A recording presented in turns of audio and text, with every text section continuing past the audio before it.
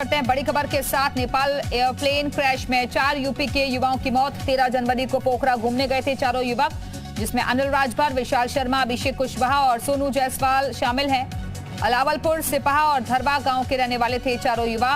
Nepal airplane crash में 68 यात्रियों की मौत हो गई है और हादसे से ठीक पहले का एक फेसबुक लाइव भी सामने आया है। गाजीपुर के रहने वाले युवाओं ने फेसबुक लाइव किया था। उन्हें इस बात की जरा भी भनक नहीं थी कि हादसा होने वाला है। तस्वीरें भी आप देख सकते हैं, पहाड़ों के बीच प्लेन दिख रहा है और फिर अचानक प्लेन आग के गोले में तब्दील हो जाता है। जी हाँ, बहुत दुखद घटना है। जो प्लेन क्रैश हुआ है काठमांडू से पोखरा जाने के समय, उसमें हमारे जनपद के 4 नवयुवक थे। इनका नाम है अभिषेक कुशवाहा, ग्राम धरवा, तहसील कासिमाबाद; सोनू जायसवाल, ग्राम चकजैनब, तहसील कासिमाबाद; विशाल शर्मा, ग्राम अलावलपुर, तहसील कासिमाबाद; और अनिल कुमार राजभर, ग्राम चकजैनब, तहसील कासिमाबाद। ये चारों आपस में दोस्त थे और एक ग्रुप बना करके वहाँ घूमने गए थे और इस हादसे के शिकार हुए हैं। बहुत दुखद घटना है। इस क्रम में हम लोग इंडियन एम्बेसी काठमांडू से टच में हैं और उन्होंने बताया है कि रेस्क्यू ऑपरेशन अभी चल रही थी, जो कि अंधकार होने की वजह से रुक गई हैं। कल पुनः रिज्यूम होंगी, उसके बाद बॉडीज रिकवर की जाएंगी।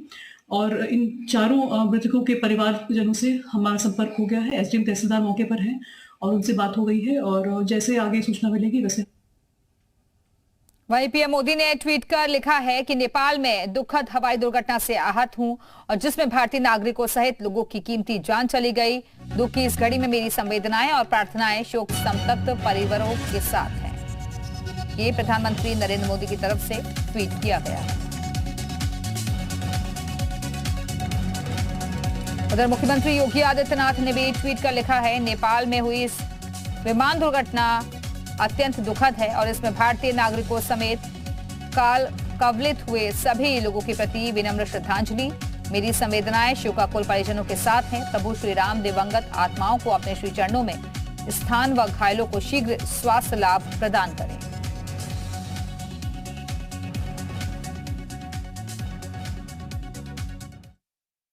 सोमवार को बीजेपी की राष्ट्रीय कार्यकारिणी की बैठक है। इस बैठक में उत्तर प्रदेश के मुख्यमंत्री योगी आदित्यनाथ, ब्रजेश पाठक, केशव प्रसाद मौर्य, भूपेन्द्र चौधरी और इसके साथ महामंत्री संगठन धर्मपाल सिंह समेत जल शक्ति मंत्री स्वतंत्र देव भी इस बैठक में शामिल होने के लिए दिल्ली पहुंच रहे हैं। सोमवार से दिल्ली में बीजेपी का मेगा मंथन शुरू होगा। 16 और 17 जनवरी को बीजेपी की राष्ट्रीय कार्यकारिणी की 2 दिनों की बैठक दिल्ली के NDMC कन्वेंशन सेंटर में होगी। सभी प्रदेशों के अध्यक्ष और संगठन महामंत्री, इनकी बैठक होगी। वो यहीं पर भाजपा मुख्यालय में होगी और शाम को 4 बजे से कल 16 जनवरी 2023 NDMC कन्वेंशन सेंटर नई दिल्ली में बैठक शुरू होगी और 17 जनवरी शाम को 4 बजे तक संपन्न होगी। इस बैठक में पीएम मोदी, गृह मंत्री अमित शाह समेत बीजेपी के 300 से ज्यादा नेता शामिल होंगे। मीटिंग में सीएम योगी, डिप्टी सीएम केशव प्रसाद मौर्य, ब्रजेश पाठक भी मौजूद रहेंगे। इस बैठक में भूपेन्द्र चौधरी, धर्मपाल सिंह, स्वतंत्र देव सिंह भी शिरकत करेंगे। 17 जनवरी को पीएम मोदी के मार्गदर्शन भाषण के साथ इस बैठक का समापन होगा। इस साल 9 राज्यों में विधानसभा के चुनाव हैं, जिनकी तैयारियों की चर्चा के लिए बीजेपी की राष्ट्रीय कार्यकारिणी की बैठक दिल्ली में बुलाई गई है। 16 जनवरी को शाम 4 बजे से NDMC कन्वेंशन सेंटर में ये बैठक शुरू होगी। बैठक की शुरुआत पार्टी अध्यक्ष JP नड्डा के अध्यक्षीय भाषण से होगी। कार्यकारिणी की बैठक में नड्डा का कार्यकाल बढ़ाने पर सहमति दिए जाने की संभावना जाहिर की जा रही है। JP नड्डा को लोकसभा चुनाव तक पद विस्तार दिया जा सकता है। हालांकि इस पर अंतिम फैसला पीएम मोदी का ही होगा। नड्डा का कार्यकाल 20 जनवरी को खत्म हो रहा है और संगठन चुनाव न होने के चलते उन्हें अगले लोकसभा चुनाव तक अध्यक्ष बने रहने को कहा जा सकता है। कार्यकारिणी की बैठक में राजनीतिक, आर्थिक प्रस्तावों के अलावा G20 सम्मेलन से जुड़े कार्यक्रम और उनमें बीजेपी सांसदों, विधायकों और कार्यकर्ताओं की भागीदारी पर चर्चा होगी। बैठक में G20 से संबंधित प्रस्ताव भी पारित हो सकते हैं। इसके साथ ही इसमें पीएम का रोड शो भी होना है। मनीष शुक्ला, जी मीडिया, दिल्ली। बसपा सुप्रीमो मायावती का आज जन्म दिवस है। ऐसे में आज तमाम कार्यकर्ता बसपा कार्यालय पर सुबह से ही जुटे थे। बसपा सुप्रीमो ने आज एक प्रेस कॉन्फ्रेंस का आयोजन किया। इस दौरान पत्रकारों से बातचीत कर अपनी राय भी साझा की।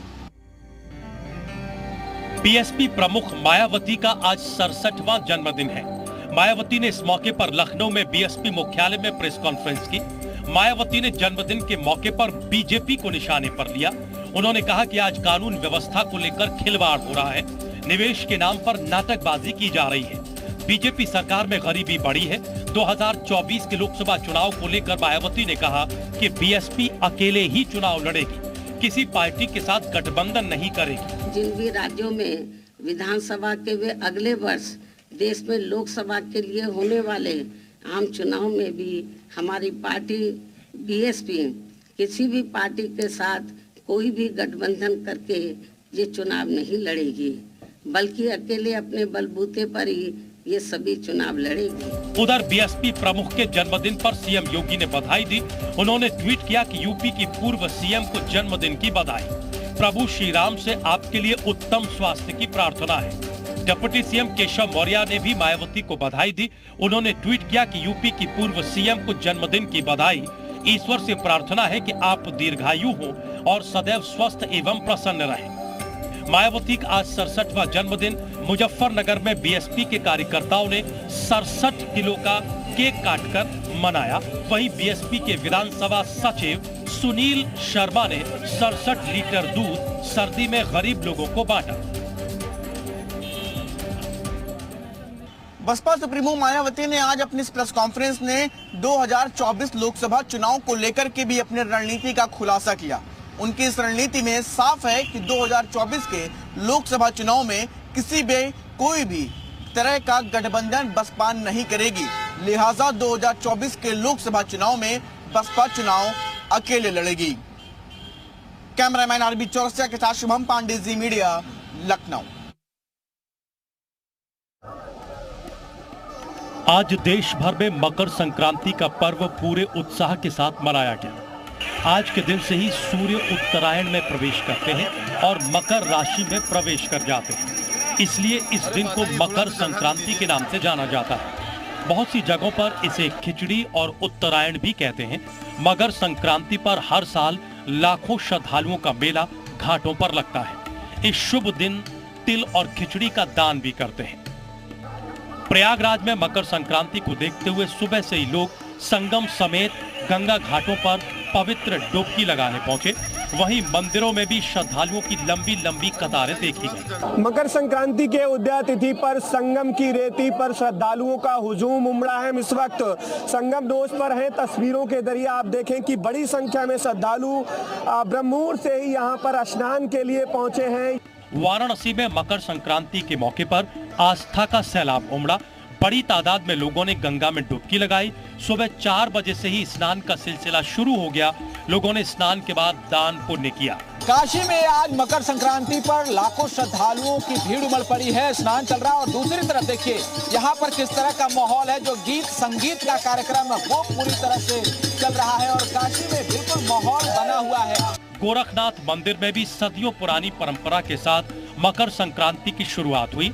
नाथ परंपरा के मुताबिक गोरक्ष पीठाधीश्वर महंत सीएम योगी आदित्यनाथ ने सुबह 4 बजे शिव अवतारी गोरखनाथ को खिचड़ी चढ़ाकर लोक कल्याण की कामना की, जिसके बाद ब्रह्मलीन महंत अवैधनाथ महंत दिग्विजयनाथ महाराज की पूजा अर्चना कर खिचड़ी चढ़ाई गई। गोरखपुर में शिवावतार महायोगी बाबा गोरखनाथ जी को लाखों की संख्या में श्रद्धालु जन अपनी आस्था की पवित्र खिचड़ी चढ़ाने के लिए यहाँ आए हैं। मैं इस अवसर पर पूरे प्रदेश वासियों को मकर संक्रांति की हार्दिक बधाई देता हूं। मकर संक्रांति यानी खिचड़ी के मौके पर यूपी के सीएम योगी ने ट्वीट करके बधाई भी दी। सीएम योगी ने ट्विटर पर लिखा, सभी प्रदेशवासियों को मकर संक्रांति पर्व की हार्दिक और ढेरों शुभकामनाएं। सामाजिक, धार्मिक और वैज्ञानिक रूप से अत्यंत समृद्ध यह पर्व समरस और स्वस्थ समाज के निर्माण का संदेश देता है। गाजीपुर में भी कड़ाके की ठंड के बीच श्रद्धालुओं की आस्था की डुबकी लगती रही। मकर संक्रांति के पर्व पर हजारों श्रद्धालुओं ने गंगा में डुबकी लगाई। मकर संक्रांति पर्व पर दान पुण्य का विशेष महत्व है। सूर्य के धनु राशि से मकर राशि में प्रवेश करने पर मकर संक्रांति मनाई जाती है। चंदौली में भी गंगा घाट और टांडा कला गंगा घाट पर मकर संक्रांति के पर्व पर दूसरे दिन रविवार को सैकड़ों हजारों श्रद्धालुओं ने आस्था की डुबकी लगाई। सुबह से ही स्नान दान का सिलसिला शुरू हो गया था। श्रद्धालुओं ने गंगा तट पर स्नान कर मंदिरों में पूजा अर्चना की और गरीबों को अन्न, वस्त्र, द्रव्य का दान किया। इस दौरान सुरक्षा व्यवस्था के मद्देनजर गोताखोर और पुलिसकर्मी भी तैनात रहे। बलुआ में मौजूद पश्चिमी वाहिनी मां गंगा के तट पर मकर संक्रांति के मौके पर हजारों श्रद्धालुओं ने आस्था का स्नान किया। कौशाम्बी में मकर संक्रांति के मौके पर महिलाओं के गिल्ली डंडा खेलने की परंपरा है। यहां अजुआ मैदान में दशकों से मकर संक्रांति पर्व पर महिलाएं गुल्ली डंडा खेलती चली आ रही हैं। मकर संक्रांति के दिन आसपास के सैकड़ों गांवों की महिलाएं इस मैदान में इकट्ठी होती हैं और खो खो, कबड्डी, गुल्ली डंडा जैसे तमाम खेलों को खेलती हैं। इसमें हर उम्र की महिलाएं शामिल होती हैं। मकर संक्रांति के पर्व पर पूरा मैदान महिलाओं से खचाखच भरा रहता है।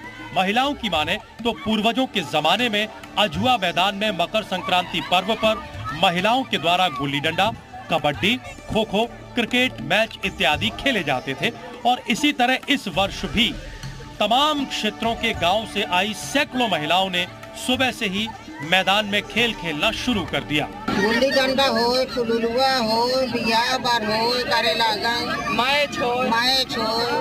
अच्छा, कितने साल से खेलती हैं? अरे बहुत दिन से खेलती हैं। मकर संक्रांति के पावन पर्व के मौके पर हरिद्वार में हर की पैड़ी पर सुबह से श्रद्धालुओं का पवित्र स्नान के लिए तांता लगा रहा। यहाँ लोगों ने आस्था की डुबकी लगाने के साथ ही सूर्य की उपासना की। श्रद्धालुओं ने देश प्रदेश में सुख, शांति और जन कल्याण की कामना भी की। मकर संक्रांति के पावन पर्व पर पतित पावनी मां गंगा के घाट हरिद्वार में भारी तादाद में श्रद्धालु सुबह से गंगा स्नान कर रहे हैं, आस्था की डुबकी लगा रहे हैं। आप तस्वीरों के जरिए देख सकते हैं कि देश के कोने कोने से श्रद्धालु पहुंचे हैं। मकर संक्रांति के उदया तिथि पर संगम की रेती पर श्रद्धालुओं का हुजूम उमड़ा है। इस वक्त संगम दोष पर हैं। तस्वीरों के जरिए आप देखें कि बड़ी संख्या में श्रद्धालु ब्रह्ममुहूर्त से ही यहां पर स्नान के लिए पहुंचे हैं। ये आप तस्वीरें देखें और ये अलौकिक और विहंगम तस्वीरें हैं संगम के घाट की हैं और किस तरीके से बड़ी संख्या में श्रद्धालु यहां पर पहुंचे हैं। त्रिवेणी संगम में स्नान कर रहे हैं, दान कर रहे हैं। मकर संक्रांति पर महास्नान की बड़ी महत्ता है और आज गंगा घाटों पर श्रद्धालुओं की भारी भीड़ उमड़ी। आस्था की डुबकी लगाने के लिए हर कोई बेताब दिखाई दिया और जब बात गंगा स्नान की हो तो संगम की महत्ता किसी से छिपी नहीं है। आज के दिन लाखों की संख्या में श्रद्धालु प्रयागराज संगम घाट पहुंचे और आस्था की डुबकी लगाई। यूपी के औद्योगिक मंत्री नंद गोपाल नंदी ने भी संगम में मकर संक्रांति के मौके पर स्नान किया।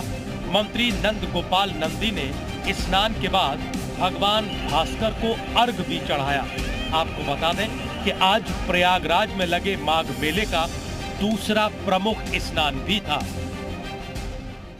लिहाजा आज के दिन सुरक्षा के भी तमाम जो जरूरी बंदोबस्त होते हैं वो किए गए हैं और उदया तिथि से ही श्रद्धालुओं का जो हुजूम है वो सीधे तौर पर त्रिवेणी संगम पे उमड़ा है और हर कोई मकर संक्रांति के मौके पर पवित्र त्रिवेणी में आस्था की डुबकी लगा रहा है। मोहम्मद गुफरान, जी मीडिया, प्रयागराज। भाजपा के प्रदेश अध्यक्ष भूपेंद्र चौधरी ने कानपुर में एमएलसी प्रत्याशी के कार्यालय का उद्घाटन किया। वैदिक मंत्रोच्चारण के बाद कार्यालय का औपचारिक रूप से उद्घाटन किया गया। इस दौरान बीजेपी प्रदेश अध्यक्ष ने दावा किया कि बीजेपी प्रदेश में 5 एमएलसी सीटें जीतेगी। इस दौरान उनसे जब शिक्षकों की समस्याओं के बारे में सवाल किया गया तो वह उसे टाल गए।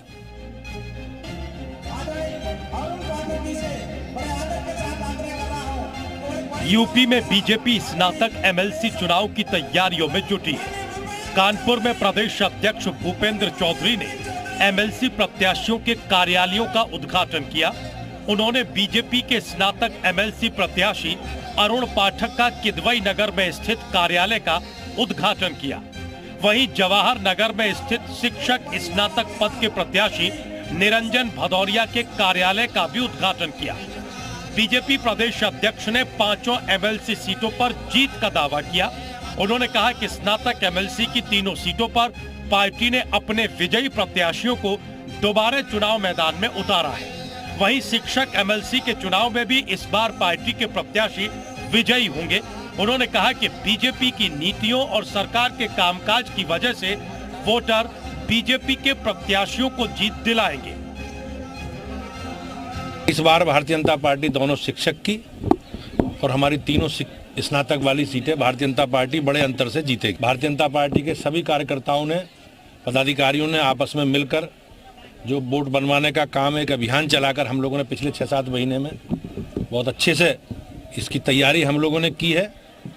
और मुझे विश्वास है कि जो हमारे पार्टी के काम हैं, शिक्षा क्षेत्र से जुड़े विषय हैं, सरकार ने बहुत अच्छे काम किए हैं और मुझे विश्वास है कि 5 सीटों पर भाजपा को आशीर्वाद मिलेगा और बड़े अंतर से अरुण पाठक जी सहित हम 5 सीटें जीतेंगे।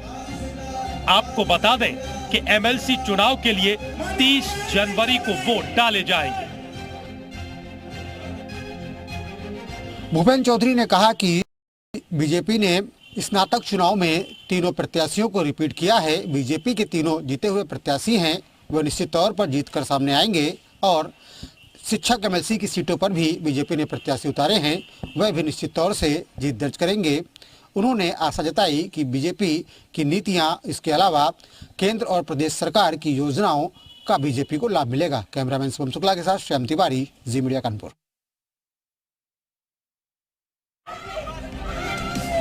मेरठ में पेट्रोल पंप कर्मियों की खुलेआम गुंडागर्दी देखने को मिली। पेट्रोल कम डालने का विरोध करने पर बच्चे, महिला सहित युवक को लाठी डंडों से पीटा गया।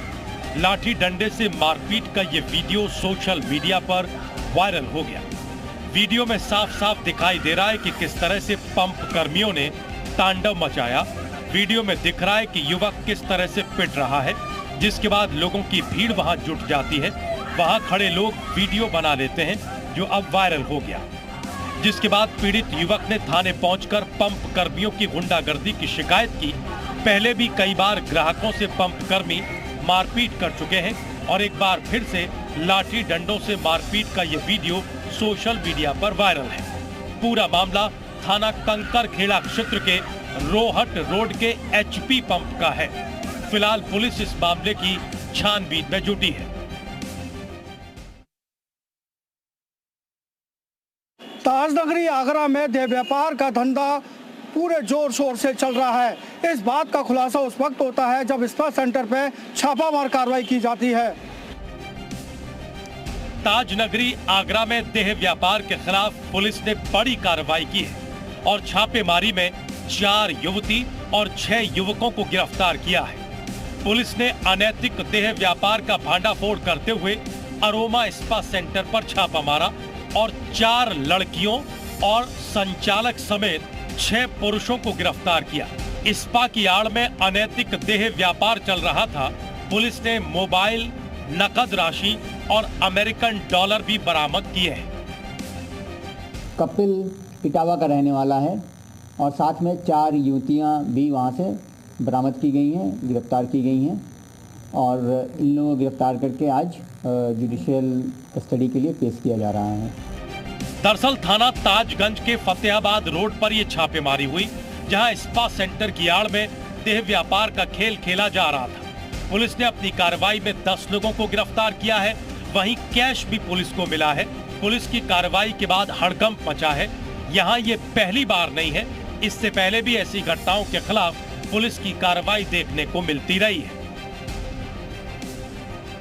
दरअसल थाना ताजगंज पुलिस को यह सूचना मिली थी कि अरोमा स्पा सेंटर के नाम पर अवैध रूप से देह व्यापार के गोरख धंधे को अंजाम दिया जा रहा है। पुलिस ने छापामार कार्रवाई के दौरान 4 महिलाएं और 6 पुरुषों को अरेस्ट किया है। इसके साथ ही अमेरिकन डॉलर और आपत्तिजनक सामग्री भी बरामद की है। आगरा से मनीष